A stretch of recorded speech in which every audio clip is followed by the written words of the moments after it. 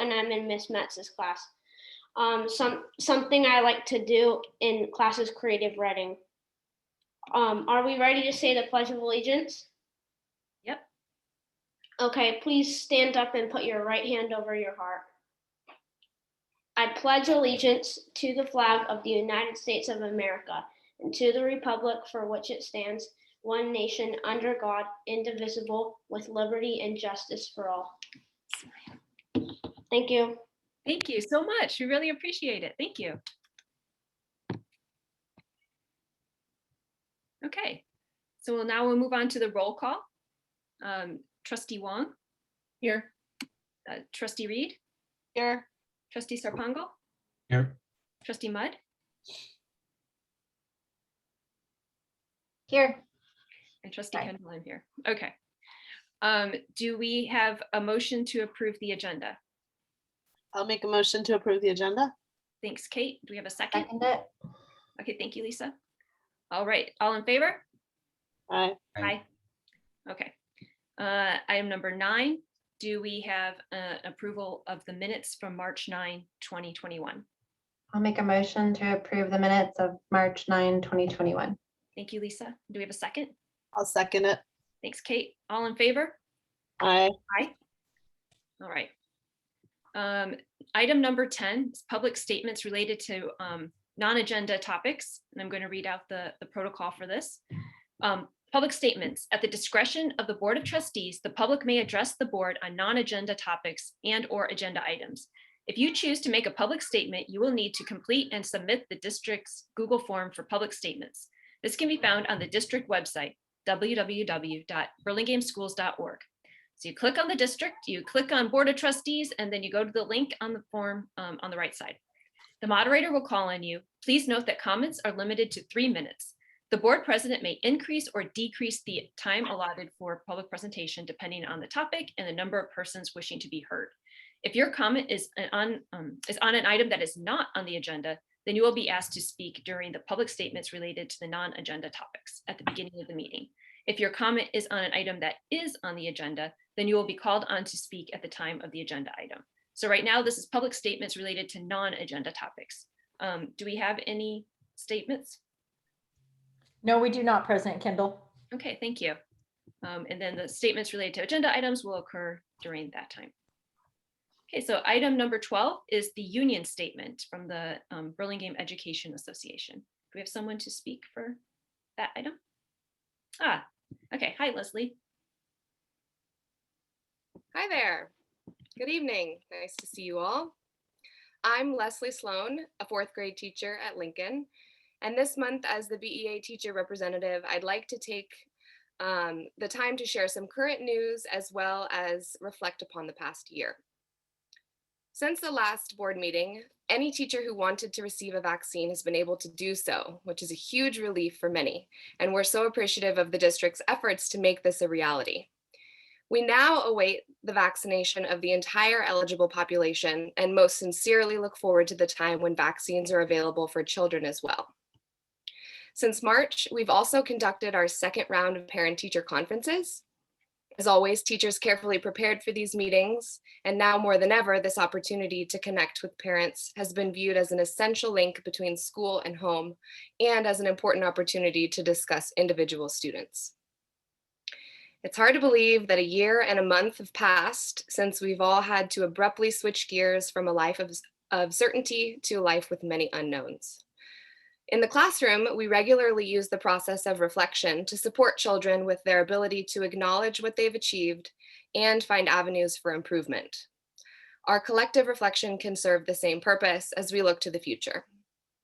The entire Burlingame community can agree that we've had to make adjustments and adaptations to our school lives that 2 years ago would have been thought unimaginable. We've all been flexible, resilient, and creative in our approaches to change, and we can be proud of how we negotiated the most uncertain time of our lifetimes. Some of those adjustments include children negotiating online learning platforms, teachers utilizing webcams to teach students on Zoom at home and physically in the classroom at the same time, administrators implementing safety plans, and board members regularly conducting business via Zoom. All of these efforts, while not without their challenges, have afforded teachers the environment to provide a high-quality education. As with all things, we recognize that there is room for growth going forward. As we look to the weeks and months to come and for ways to improve upon the past practice, teachers have sought greater involvement in the district level planning with the intent of forging a common understanding of how we would prepare for the eventual full reopening of classrooms. In response, the district has established the Board Liaison Reopening Committee. This committee is composed of teacher representatives, district administration, principals, and classified staff.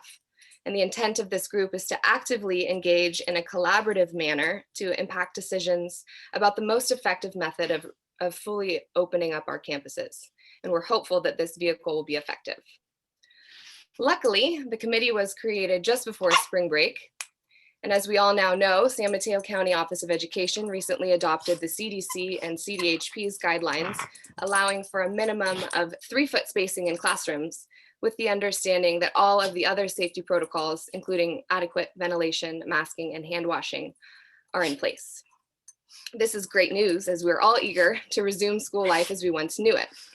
But at the same time, the new guidelines still offer considerable challenges that will need close collaboration amongst stakeholders and that the committee will need to address together. For example, the guidelines still require 6-foot spacing during lunch, which will require thoughtful planning. Also, depending on the number of students in a class and available furniture and classroom dimensions, meeting even the decreased spacing requirement of 3 feet between students may pose a challenge in some situations. But the 4th graders in my class were excited to take on the challenge to determine whether 32 students could fit in our classroom with the current furniture.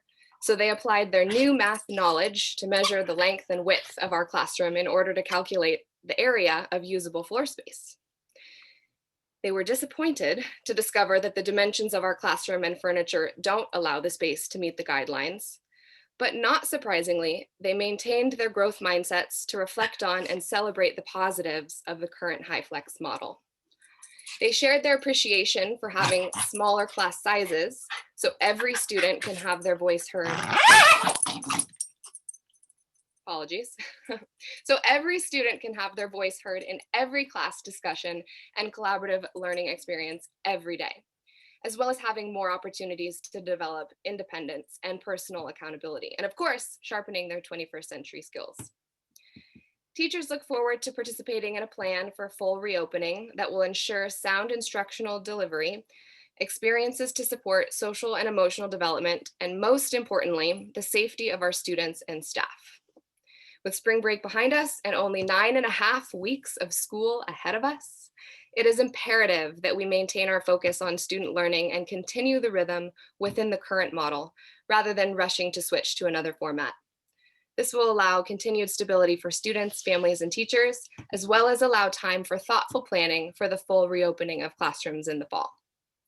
We're hopeful that the Board Liaison Reopening Committee will be an avenue which will allow us to work towards these common goals. Thank you for allowing us to share. Thank you, Leslie. All right, our next statement is from the principals. Do we have a principal who will be speaking? Yes, Principal Coleman. Hi, Kristen. Hi, everyone. Am I here? You are.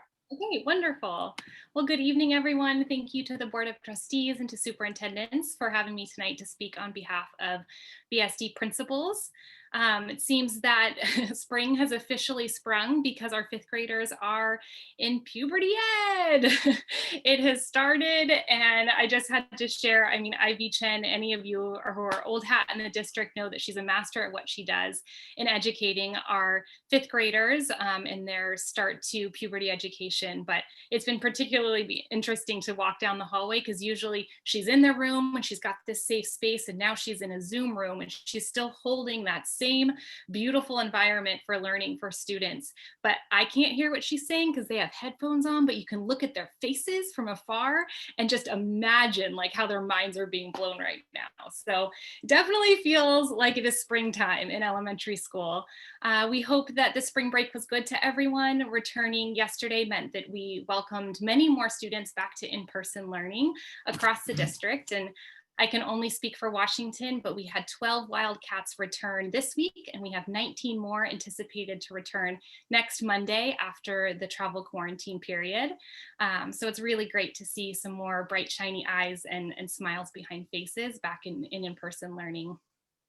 To piggyback on what Leslie referred to, parent-teacher conferences for the elementary sites were a few weeks back, but we definitely want to offer our gratitude for both parents and our teachers, all their hard work in planning and preparing for those conversations that, as Leslie noted, are more important now than ever, and their partnership during our March conferences.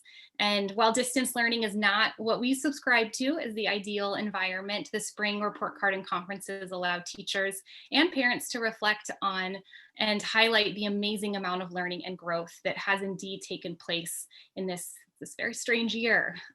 So I had many conversations with teachers.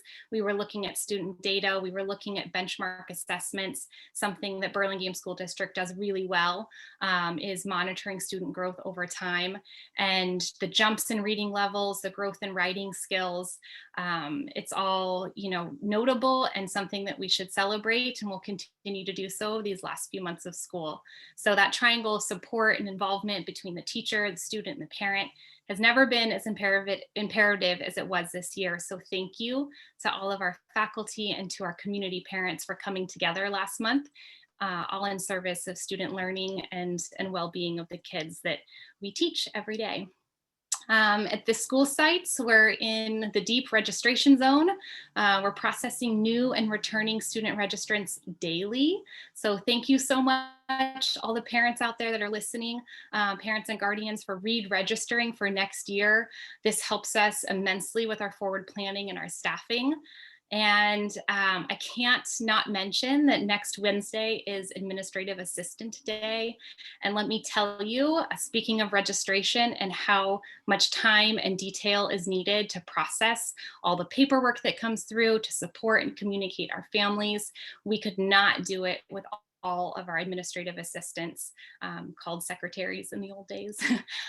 So they're doing so much now to get us to the end of the year, and all of that work is preparing us for a smooth start in August. So I know that I am not alone in thanking my lucky stars every day for our admin assistants and their whole team. So summer feels just around the corner, but we've got a lot to accomplish between now and then. So we're just going to keep calm and carrying on. And I appreciate you having me speak on behalf of principals tonight. Thank you, everyone. Thank you. Appreciate it. All right. So now we have our statement of the Assistant Superintendent of Education Services, Marla Silversmith. Good evening. Thank you. I am very excited to say that our Burlingame Summer Academy registration opened up yesterday to general admissions, and it has been busy. It's been wonderful to see students applying and joining to come in and join our Summer Academy. So I just wanted to update publicly. If you go onto the burlingameschools.org website, right under the picture, there's 5 little buttons, and one says summer learning. If you click that, it'll take you right there for the information. General registration is open until April 30th. Spaces are filling up, and we're really excited to have students with us this summer. The other exciting opportunity that we have through the Burlingame School District is any student that resides in Burlingame. Any student that resides in Burlingame receives a 30% discount to Galileo to attend for 2 weeks. So that's a great opportunity that has not historically happened. And we're very thankful for our summer school administrators working on the case, who are Nate Wong and Lizette Cuevas, who are compiling a lot of information. So again, the Burlingame School District website, the 5 buttons right under the picture, there's a summer learning. Please click it and register. And we look forward to seeing students this summer again. Thank you. Next up is our superintendent, Chris Mount Benitez. Thank you, President Kendall. I'm going to be short and sweet tonight. I want to thank everybody for giving some space to all of our teachers and staff on spring break. Kirsten Duktakis and I were in the district keeping the home fires burning, along with a couple of others, our receptionist and Tim. But it was quiet, a lot of catch-up time, and all sorts of new guidelines being announced by the state, and press conferences and all sorts of stuff. So we're working our way through that as folks come back. Leslie Sloan referenced the board liaison committee, which I run quarterly and which had graciously agreed to sort of advise me in the further reopening. Of course, districts throughout the state and throughout the country through the federal and state government, and now through our new county guidelines, are all being encouraged to open fully, not just next year, but to get as much live instruction in place for this year. And that's certainly true for us as well. And so we're looking at those new guidelines and working through them. And we're getting a lot of questions, but just give us a little bit of time. Folks just got back yesterday and we're working through that. And I also wanted to shout out, Leslie, your composure as you were dealing with the squeaky toy was one of the happiest things that made me happiest today. That was so much fun.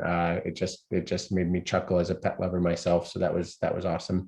And you kept a straight face during all of it, which I would never have been able to do. And thank you, Principal Coleman, always a professional class act and a great report. It's good to be back. It feels a little bit more springy and things are feeling more optimistic with our transmission rates in the community continuing to drop, and things improving throughout the state with vaccinations. So feeling optimistic and hoping the community is feeling the same. Thank you. Chris. So now we have the statements of the board members. Trustee Wong, would you like to give a statement? Yeah, I just want to mention that I took a tour of Roosevelt and BIS recently, and at Roosevelt, coincidentally, the 5th graders were doing their puberty ed.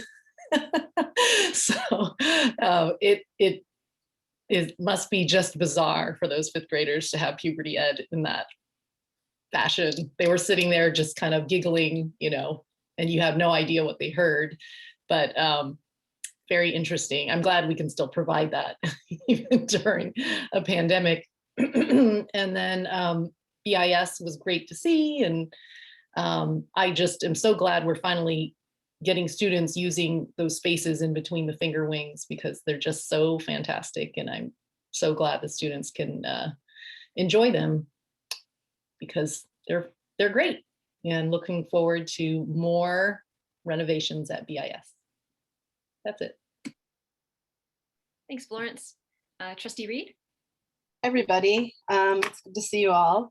Just a couple of things. I also had the chance to go back to visit McKinley now that all the way through 5th grade is back on campus, and it was great to see everybody there. They're doing an awesome job of managing all of the students, and the kids were just so excited to be in the classroom. It was fun to see everybody there.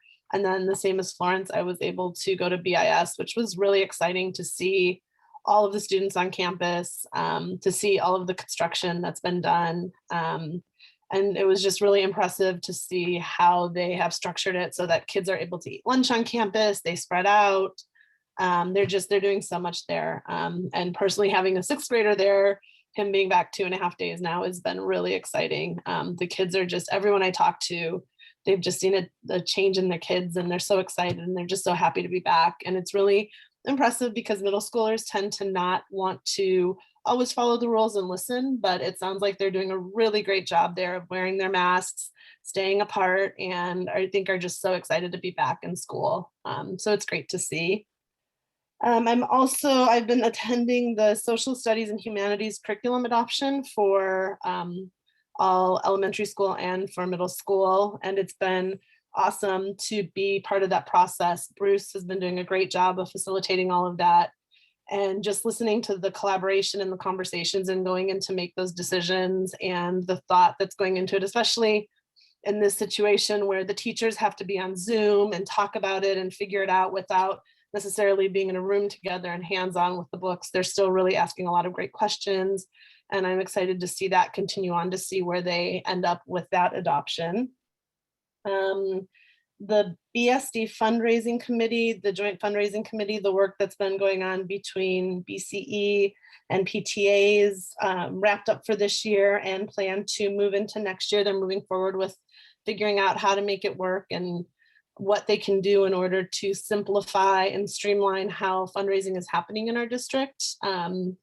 There was a lot of great work that started, and I'm excited to see where that goes next year. So they'll probably be bringing more of that to us over the next year once they kind of finalize how that's going to look. And then with BCE, their gala was in March. It was a big success. They're getting ready to start their spring outreach. They're looking to get about 250 to 300,000 more, which is a great place to be with a couple of months left in the fundraising. Their fiscal year ends on June 30th.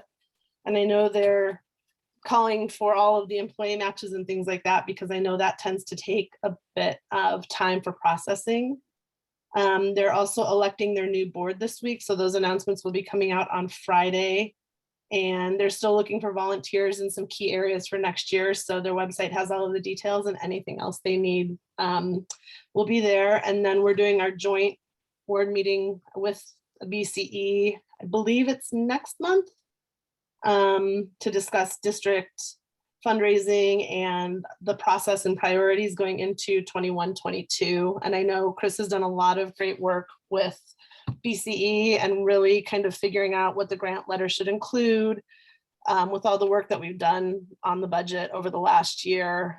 He's really working with BCE as well to streamline what that looks like and to make it a lot more of a thought out process over multiple years to ensure that they know what to march towards for their fundraising.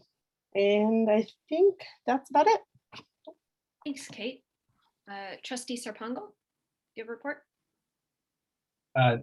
Just really quick, I also visited a few of the schools, spent some quality time with Principal Lawrence and Principal Scott, discussed a number of, what the teachers and administrative staff have been working on and sort of managing. And obviously there have been some challenges, but overall things seem to be going quite well. And our sort of educational staff seem to have been doing a really good job. And it was great to see students students on both the campuses. And and that's all I have. Thanks. And Trustee Mudd.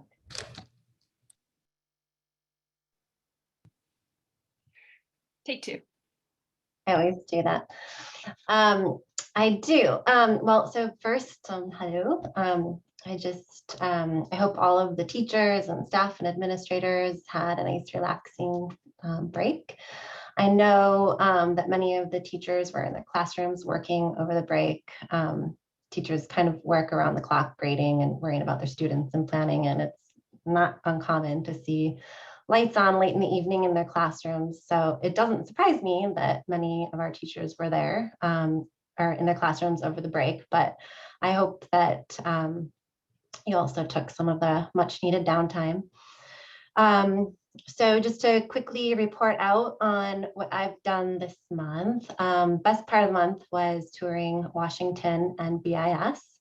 It was my first time at BIS, and it was really cool to see all of the kids in the classrooms. I recognized some familiar Lincoln faces.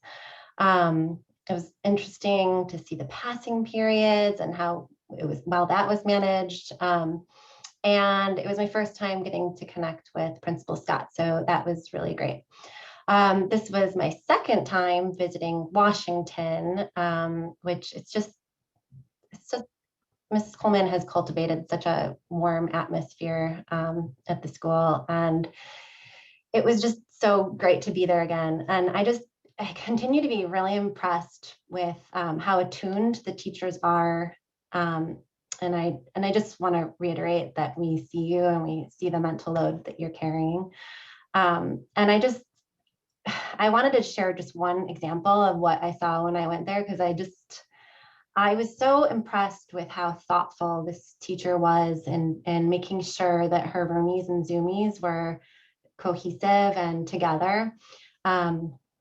So the teacher is Mrs.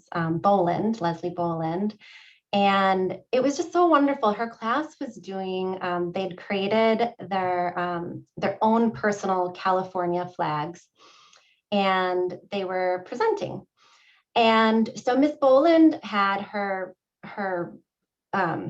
desk that went up and down with her computer on it so that she could, keep engaged with her Zoomies. And so when she was giving instructions, the Zoomies were facing her. When a person was presenting, she had, turned the screen so it was facing the presenters. And then when the presenters sat down, she had to lower the screen so that the Zoomies could see and maintain eye contact. And it was just, the whole process was so thoughtful. And you could see that like Miss Boland was really taking care to just make sure that like everybody was connected. And it was just, it made me so happy. I get like emotional about that. Excuse me. So aside from that, I participated in another Master's in Governance, part 2. I did the District Advisory Council meeting. I attended the BSD board liaison meeting and my first agenda meetings, building agenda meetings, which was really informative. Attended a textbook adoption meeting, which again, it was just really great to see all the platforms offered, and I was excited about like some of the really progressive options out there. And then I read the JEDI book, which I have to buy the district a new one because I like just mangled it. It was so good. The spirit catches you and you all fall down. It was such a good book, and it really made me think a lot about how that experience would be for it within the classroom as well. So anyways, I'm sorry that was long-winded. That's it. Thank you, Lisa. That was very comprehensive. Okay, and then there's me. I don't have a lot more to add. I also attended the board liaison committee meetings. I am the board rep, but Lisa is the alternate, and she's attending the next few. So I'm very grateful for her doing that. And this is it's been a really great group to meet with. You've heard about it several times throughout our board reports. We have many perspectives brought together, and right now working on the reopening plan, it's good to be all talking together and hearing those different perspectives as we move forward. So I'm really grateful for that committee. And then the other thing is, of course, I also toured. So we each took a school and we toured it for when the first reopened, and then when the 5th graders got there, we went to the same school, and then we all went to BIS. So I want to say thank you to all the principals for and the district office for hosting and sorting out all the logistics of getting us to every school. I think that was super important for us to firsthand see what was going on and reaffirm what we already knew. I went to Lincoln, and it was so calm and peaceful. I don't think I would have known that the 3rd to 5th graders were actually back. It was just as peaceful as the first time around, and the everything's being run so well. Like Lisa said, the integration of the Zoomies and the Roomies is so impressive. You'll see like the kids on the screen interacting with the kids in the room, and that takes a lot to juggle all that. So it's just truly impressive. And BIS, yeah, it was so great. And Pam had to host 5 of us going through there. So I really appreciate that. It was wonderful to see those spaces being used, like Florence said. It's amazing to see these plans come to fruition and then actually being used. And that was just really so exciting. Yeah, so that's all I have to report for. So let's move on to the consent agenda. Did we have a motion to approve the consent agenda?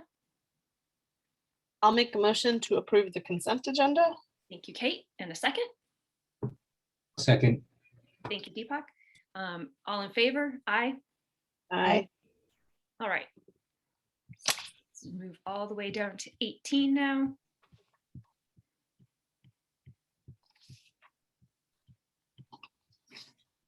Still scrolling. Okay. We are in the education section, and we have an update from the JEDI program, so the Justice, Equity, Diversity, and Inclusion update. Ms. Silversmith? Thank you, President Kendall. This evening, you'll be receiving an update from Allison Bell, who is our HR specialist, who also does amazing work with our child nutrition services team. And she will be presenting today on the meals that have been given out this year. Thank you, Marla. I'm going to start sharing my screen.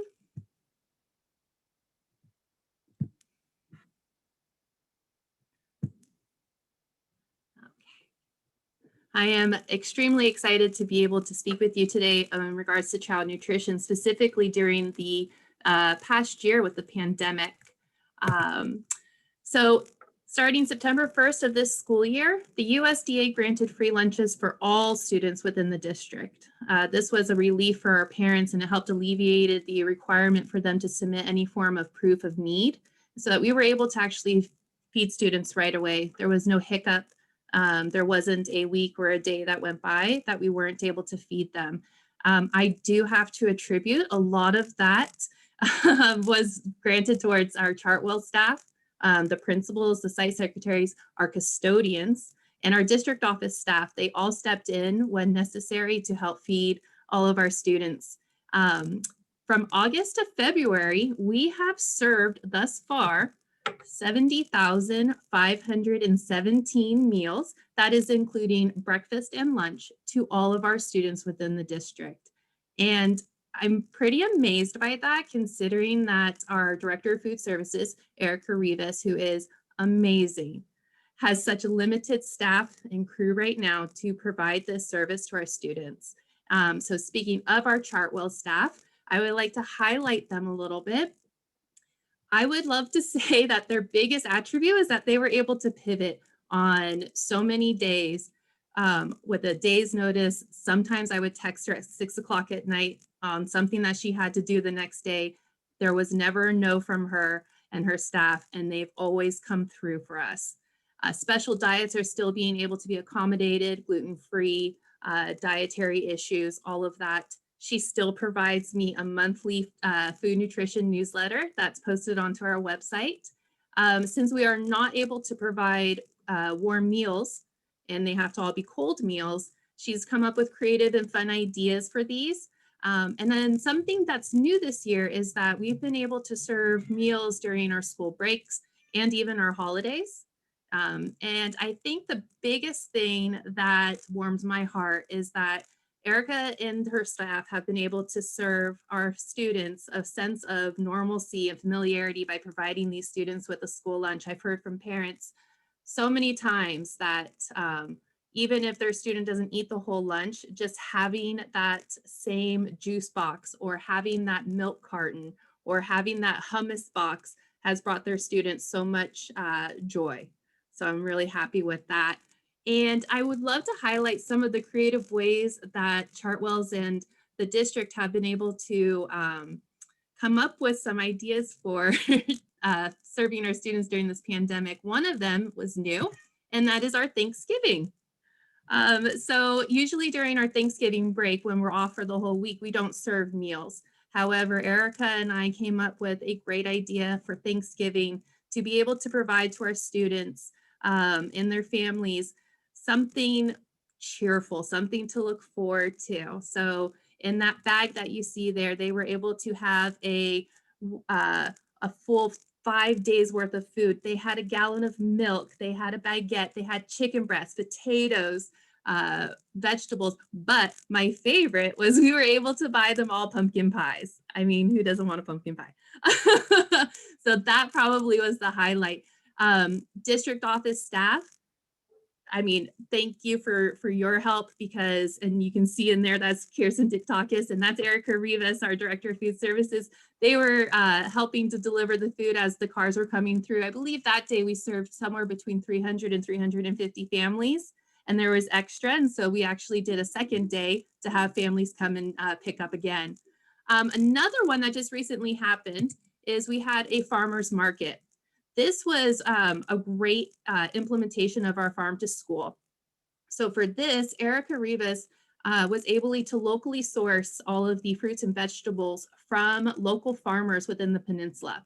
This was great because, as you know, with our wellness program and initiative, our students constantly learn about this. and she was able to attach a leaflet. So hopefully that, provided a discussion for the families to talk about where this food came from. And, we love a good theme, as you can see from the hats. So you're probably asking yourself, where do I sign up for this? Because we can't just create this food and then not have somebody come pick it up. So if you're looking at your principal's newsletters, you'll see the link there. And then the lunch schedule is kind of a different lunch schedule. So on Mondays, you come and you pick up your food and you'll have enough food for Monday and Tuesday. Wednesday, you'll have enough food for Wednesday, Thursday, and Friday. So there's 2 pickups. Now, I would love to take you on a little field trip. So over here, we're going to go to our school district website. And here we are, our home page. We're going to scroll down. And right here where it says for families, I'm looking for, you're going to click on that. Scroll down a little bit more. You'll see our lunch app in English, the lunch app in Spanish, and right here is going to be our lunch form. Click on that. I update this every month. So every month you're able to go ahead and read my blurb. If there's been any updates, you'll see in here that there's champions. Our champion staff has been great. They go and they pick up the food for our students that are in champions, and they bring it to the students so the student and the parent don't have to pick it up. You'll keep scrolling. You can pick any school site. Just because you go to, let's say, Lincoln, but you live closer to Franklin, you can choose Franklin. You do not have to go to your home site to pick up your meal. Your student name, and then you just sign up for every day of the meal that you need.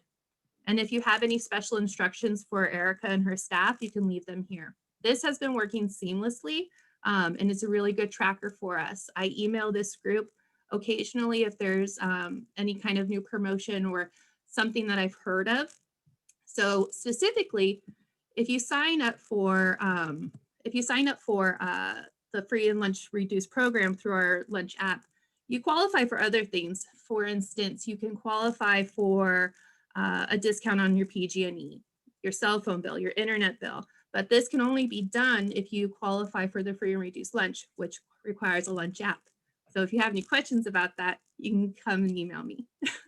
So an update, which is very exciting, is that summer lunches are going to happen again this summer for our students, and they will be free.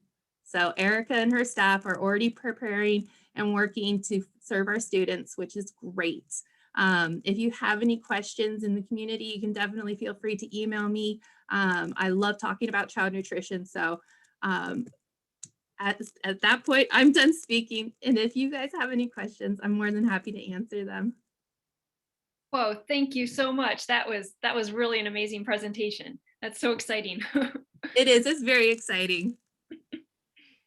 So much for conversation from a year ago. Doing that. That is just it was amazing to see. I had no idea that we had like the whole farmers market and the Thanksgiving. That's so amazing. It is. It's really amazing because she was able to come up with these ideas of, what can I do to help boost the participation of it. And we sat there and we came up with Thanksgiving and then it just steamrolled from there. She does Cookie Day, which the kids love because Cookie Day, I guess, besides Pizza Day, is a big day within the school. So I can always tell when Cookie Day is coming because I'll start getting a couple more signups. So cool. I saw that there's a bill that has recently been introduced that will be universal meal plans for starting in 2022. Yes, it'll be very exciting. I'm sure I'll update you guys again on that. Hey, Allison, can I ask just a quick question? Of course.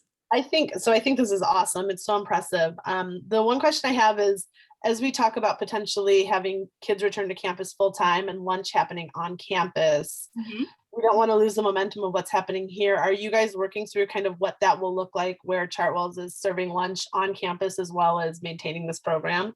Yeah, so it's a constant conversation between Erica, myself, and Heather Park. And just in regards to what are we going to do, what is going to be the best fit. So the way that it's going right now with the distance learners picking up their lunches, that's going to work well. And I think that our hope is to eventually try to do a hot food service item, but I'm not sure how well we're going to be able to present that for the remainder of this year. Who wouldn't love to eat their lunch on campus again? I know that the students would. That's just like the one last piece of normalcy that we need for these kiddos. So Erica, myself, and Heather Park are definitely trying to get that going. Awesome. That's great. This is so awesome. So I think I've asked this question before, but so before every month, we would always see the deficit we ran with our food program, and it's been a profit as long as we've done this program. Can you explain like how come it's profitable now? Sure. So it's profitable mostly because we're also getting a bigger rebate back. So we're getting more money back from the state and the federal than when we were typically in school and the schools were open. And I don't believe that that will probably stay because it's, you know, a boost for COVID related reasons. It's also something that's happening for our breakfast program. So we technically make a little bit of a profit off of our breakfast program. And we only, before the pandemic happened, we only had breakfast at 3 school sites. And it wasn't really making any sort of a profit. We were kind of even till. But now with the pandemic and every school site, we're offering breakfast. And so with what money we get back from state and federal, we're kind of making a little bit of a profit off of that. And I would like to add, that's where the pumpkin pies came in because we had a profit the month before. So we were able to buy pumpkin pies. So great. Have you learned kind of a way for us to maybe have less of a deficit once we're kind of back to normal? Yes, my hope is that we'll continue having breakfast. The kids really enjoy it. It doesn't cost the district a lot of money to implement it, and it's the shelf life for the food is longer lasting. So for instance, we typically have like dried fruit.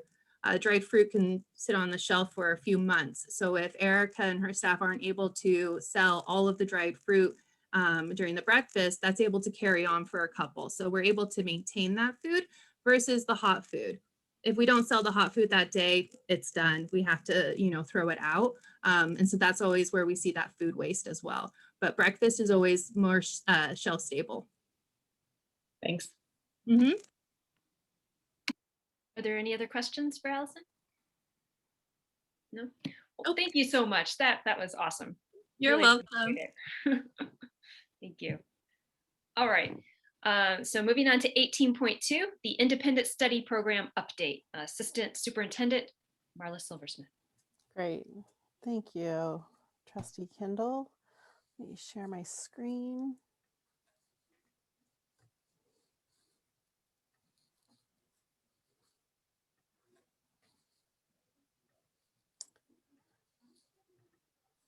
Perfect.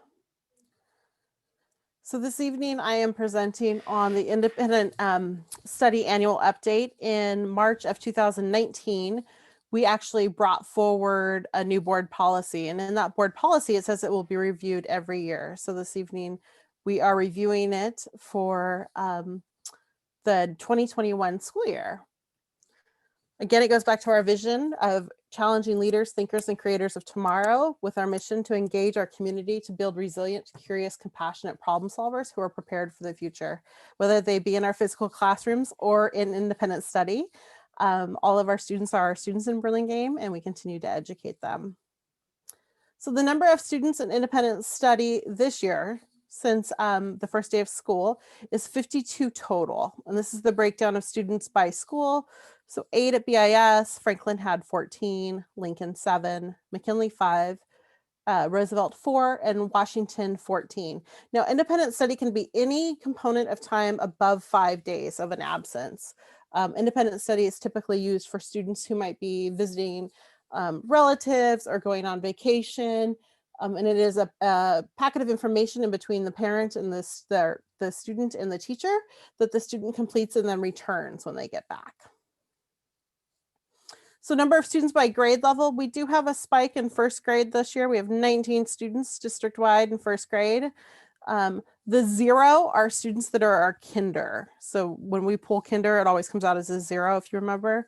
And then we see it tapering off as we go to the older grades with another little spike in 7th grade. So number of students on days, so 50 days to 99 days, this is actually we have 5 that have been in there for that. 129 days, we have 10. 100 to 115, we have 9, and then we have 28. So if you notice, our majority of our students are short-term, what we would consider short-term independent study. We have short-term and long-term, and these are our short-term independent study students. At the height of independent study in February, we had 31 students on independent study. That is the highest number we've had for a single day usage of independent study. To give you a comparison, this was last year. We had 187 students last year. There was a question as to if distance learning has made a difference in this. Some people have utilized distance learning instead of independent study this year. This number, the 187, is a typical number that you'll see as we continue to review this every year with you going forward. So then this is the breakdown from last year by grade level. And then our number of students versus number of days for last year. And then the other thing that's important to note is if you're on independent study, you still have to take all of our assessments. So if you're an English learner, you will still take the LPAC. If we're using iReady in a classroom and we're doing the diagnostics, you'll still do that. You'll do all of the CASP assessments. You will also do any what we call local assessments or any assessments that we do within Burlingame. So independent study does not exempt you from any assessments. And working with the fiscal department, we noted that with the amount of students that we have currently this year on independent study, that if they were just not to attend our schools, it would be a loss of about $200,000 to our district. So independent study is a way where students can still receive their educational benefit for the day, and we still receive the average daily attendance for the students attending. So that completes the presentation for this evening with independent study with regards to our numbers, our attendance and average daily attendance, and also our assessments. Are there any questions? Thank you. Florence? So Marla, so the difference between a student in long-term independent study and a homeschooled student is that we count the independent study student in our ADA. Is that Exactly, that's a great question. Homeschool, we don't have homeschool in Burlingame, so it's an outside agency that would be getting the ADA for that. So independent study, they are Burlingame students, so they still receive everything that Burlingame gives, correct? Can I ask a question? So if it's a student that is not on independent study because of like a medical stay, who plans out their curriculum? Are they assigned a classroom teacher and then they just don't attend, or? So what you're talking about is a student that might be receiving home hospital. So what happens if a student's receiving home hospital, they're not able to come for medical, we would receive a doctor's note, and then we work to see what that student needs, and then we assign a teacher to support them through home hospital. That is not the same as independent study. That's a separate offer for students.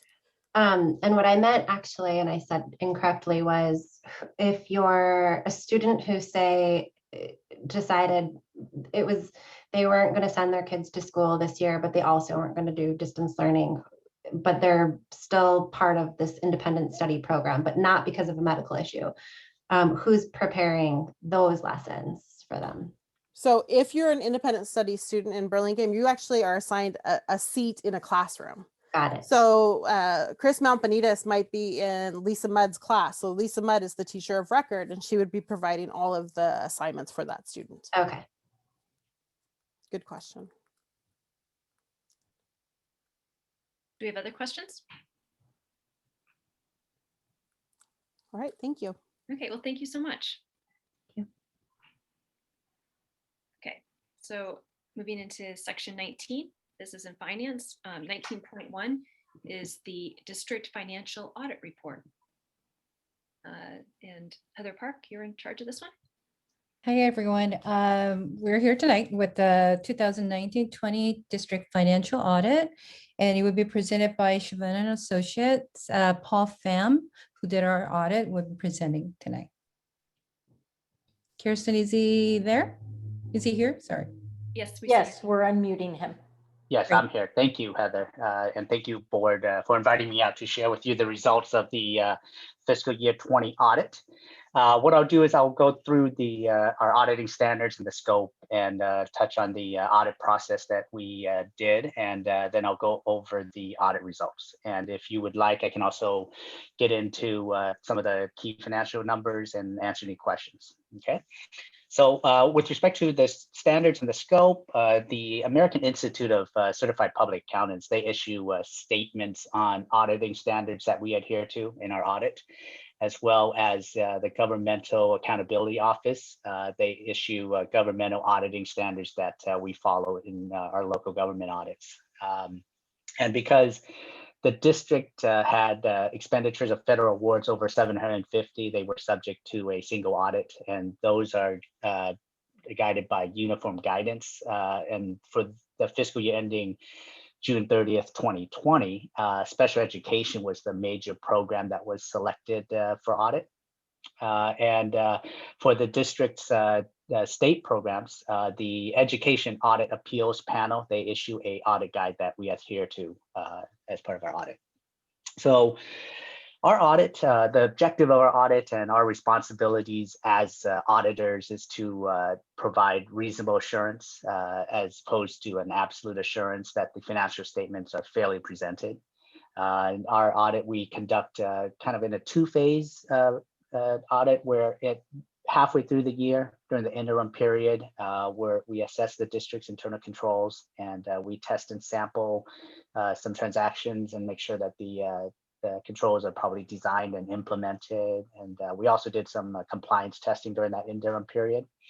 And after the year end, when the books are closed, we do substantive procedures as well as finishing up some of the compliance requirements that we do at year end. With respect to the audit results and for the financial statements in particular, we issued an unmodified opinion, which is a good thing. That means that the financial statements were fairly presented in all material respects. With respect to internal controls over financial reporting and non-compliance, our audit did not identify any deficiencies in internal controls over financial reporting that were considered to be material weaknesses. Our tests disclosed no instances of non-compliance or other matters that are required to be reported under governmental auditing standards. So great job. With respect to compliance, the district complied in all material respects with the compliance requirements of state programs. So again, overall, there was a clean audit. The district's doing a great job. We didn't have any significant uncorrected adjustments. We had no difficulties during the audit. We did perform a remote audit due to some COVID restrictions. There were no disagreements with management. So overall, a good audit. So with that, I will open it up for questions and go into any numbers that anyone wants to ask about. Really great news, and thank you. Do we have any questions? I had a few questions if I could. So a few questions. I was curious. I was looking at this report and there was like a really big swing in the OPEB liability this year, like a really unusual like change of assumptions and other category. What is that? Yeah, okay. So we do our OPEB assessment and review of the numbers based on the district. The district consults and hires an actuary to perform a valuation report. And so we use that in order to prepare the numbers that you see here. Give me 1 second to get to that section where we outline what that is. Yep. Like, for example, I mean, on page 61, yeah, it kind of outlines that. So like you see, there's basically, it basically went from 5 million to 6.7 million by like 35%. And it's all basically because of changes of assumptions and other. Right. And so at the bottom of that page, exact page you're referencing, yep. So the actuary actually did the assumption change that they made was that they changed from the healthcare, the cost of healthcare from a 6% increase to a 4.5%. So that's fairly significant when you think about it. I mean, even though it's only 1.5%, but when you apply it to the projected liability, it does make a difference. So why would the liability have gone up if you went from 6% to 4.5%? If the healthcare costs, it should go down, not up, if you reduce the cost trend assumption. Yeah, let me take a look at the disclosure real quick here.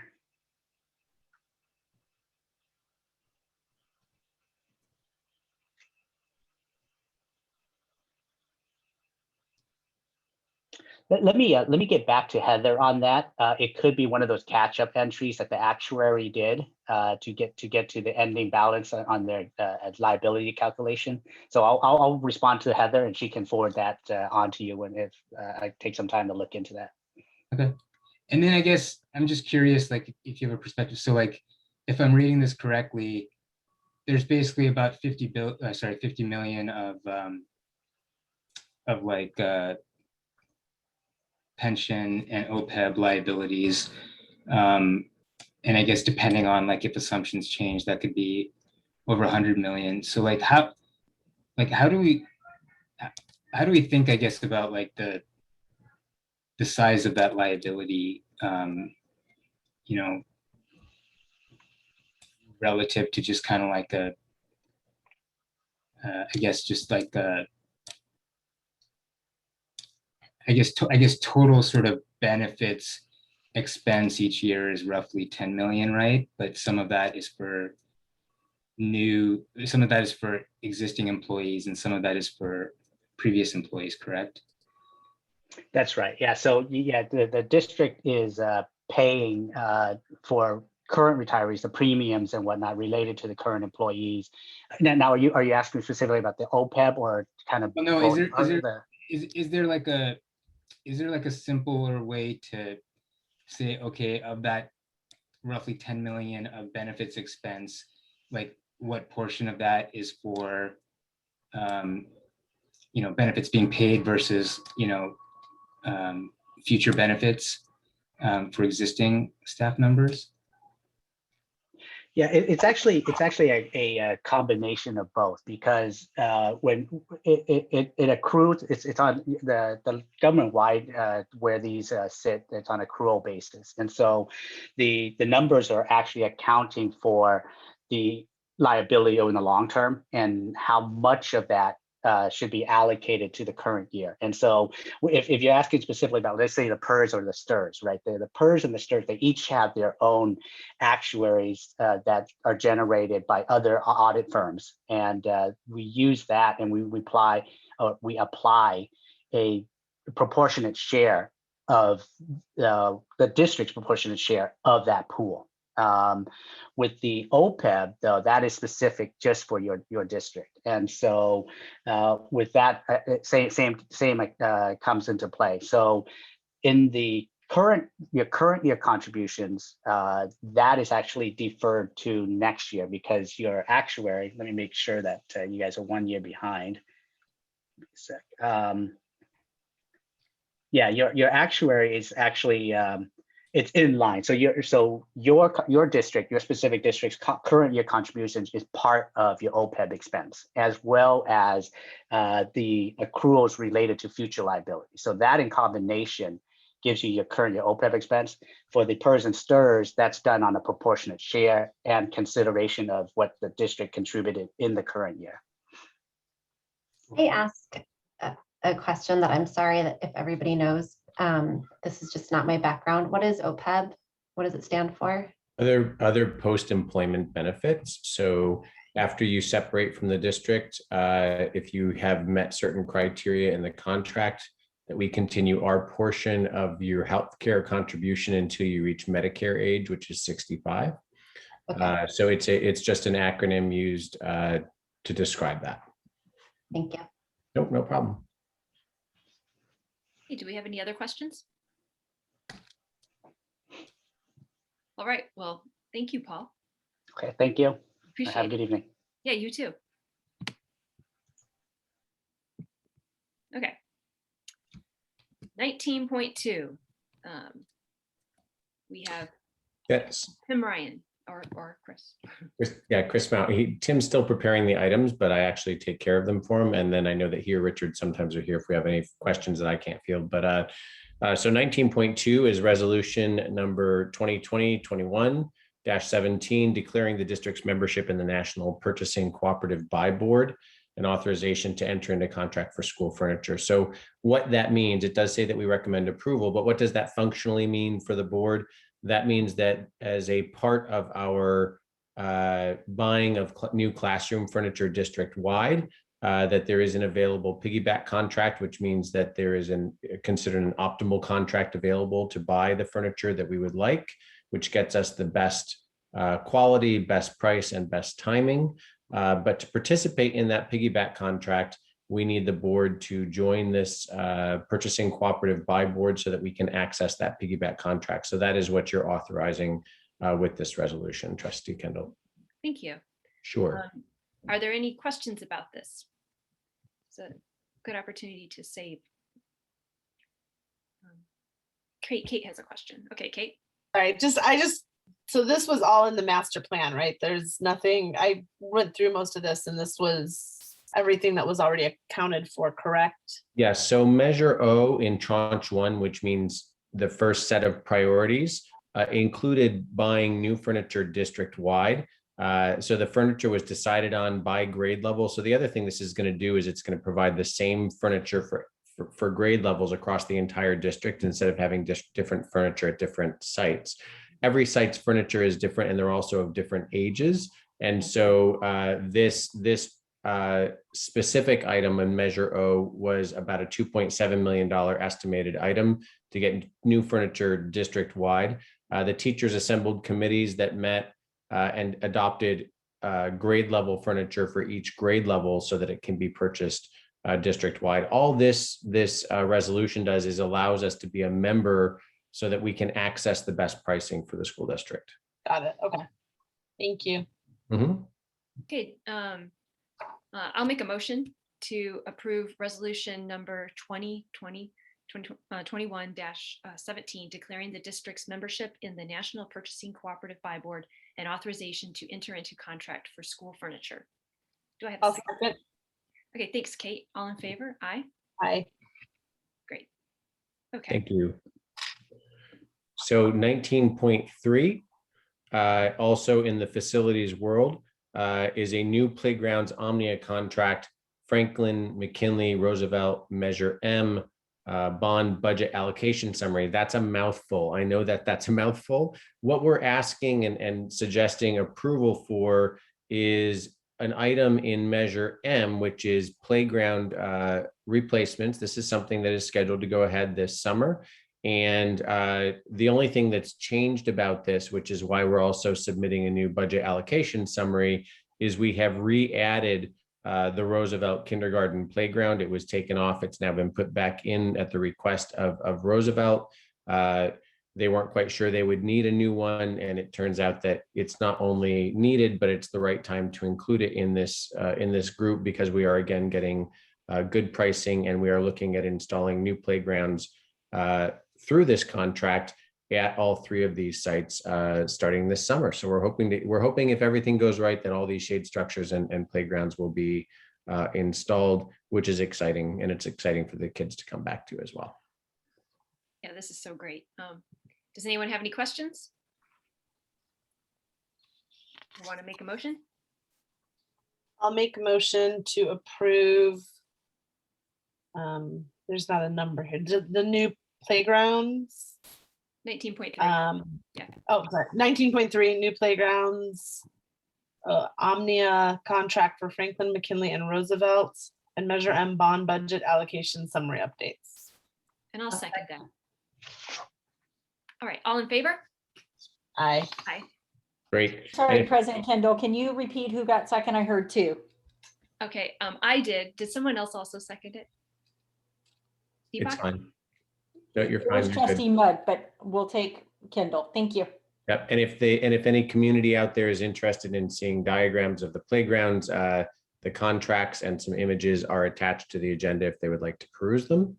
I know it's exciting for some folks to see what kinds of playgrounds we're getting in. So It's beautiful. It looks Yes, so, they it's so will be. exciting to see. It will be a nice update to our campuses. So thank you, trustees. And with that, we go into the administrative section.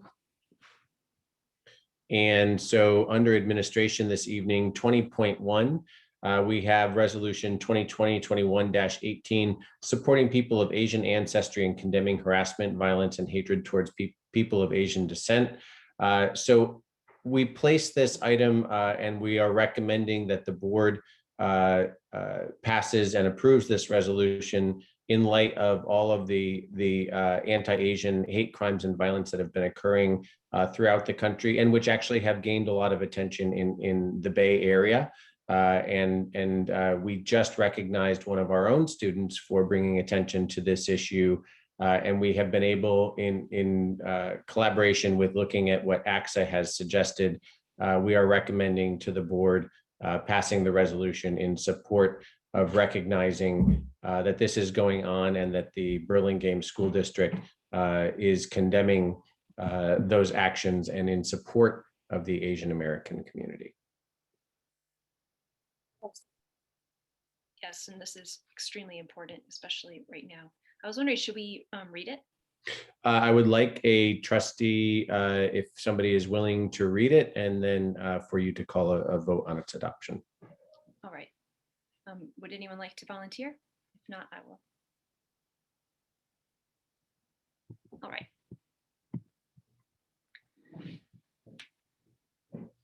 Okay. Resolution 2020-21-18, resolution supporting people of Asian ancestry and condemning harassment, violence, and hatred toward people of Asian descent.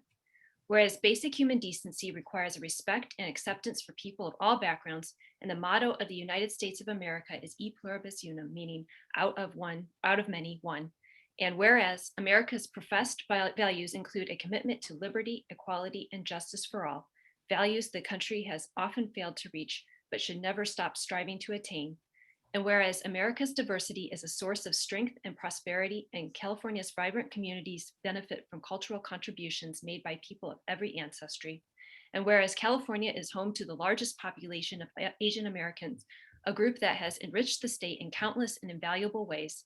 And whereas people of Asian descent have suffered intense discrimination since California's earliest days, including but not limited to the inhumane policies and treatment toward Chinese immigrants in the gold mining era, the Chinese Exclusion Act, the persecution of Filipino American workers, and the internment of Japanese Americans during World War II. And whereas that discrimination continues today in the repugnant form of terroristic violence against Asian Americans, in a climate where Americans of Asian descent are being othered, targeted, scapegoated, and killed because of their race. And whereas an analysis by the Center for the Study of Hate and Extremism at California State University, San Bernardino, found that overall hate crimes in America's largest cities decreased by 7% in 2020, while hate crimes targeting people of Asian ancestry rose by nearly 150% during that same period. And whereas in many school districts, fear of violence and harassment has been identified as a factor in low rates of return to in-person instruction among Asian American students. And whereas schools have an obligation not only to prepare students academically, but also to provide the foundation for personal growth and responsible participation in civic life. And whereas schools must avoid the model minority trap and related tendency to overlook the circumstances of Asian American children merely because this student group on the whole demonstrates high academic achievement. And whereas our values of inclusiveness, humanity, and respect demand that we support students of Asian ancestry and the larger Asian American community in this moment of national strife and at all times. Now, therefore, be it resolved that the governing board of the Burlingame School District condemns hatred, xenophobia, harassment, and violence toward people of Asian ancestry and commits to creating a supportive, inclusive culture that fully embraces students of Asian descent. So do we have a motion to approve this resolution? Can I say something? Oh, yes. So I really appreciate that the school district is proposing that we pass this resolution. As a person of Chinese background, it's been completely bizarre and surreal to think that I actually think about watching my back a little more anytime I'm out in the community. that's totally bizarre to have to do that. And particularly in the Bay Area where there are a lot of Asians, but I think that that's actually why there have been more crimes here. People come here maybe with that intention because it's like shooting fish in a barrel. You're going to find an Asian pretty much everywhere in the Bay Area, and a lot of them. So if I feel that way, I know that a lot of people feel that way, and in Burlingame feel that way, even though, as far as I know, I have not heard of something very specific happening in Burlingame against somebody who is perceived as Asian, but just in Millbrae and just, I mean, really close by, things have happened, and it is just the most bizarre thing. And as a psychologist, I also try to just like reason it out and think about it and try to figure out what is the purpose of someone attacking someone for just because they're Asian and nothing else, And so part of me also has even thought like, well, thank goodness my mother's dead, because I would be worried about this old frail lady walking around and getting pushed over for just being an old Chinese lady. So it's like, to have thoughts like that is totally bizarre. But I do think it's great that we have our student from BIS who organized that rally.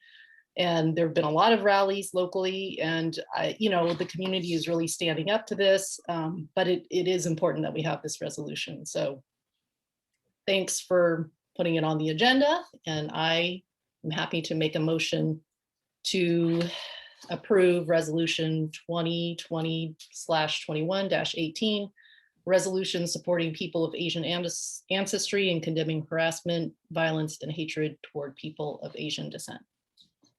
I'll second it. All in favor?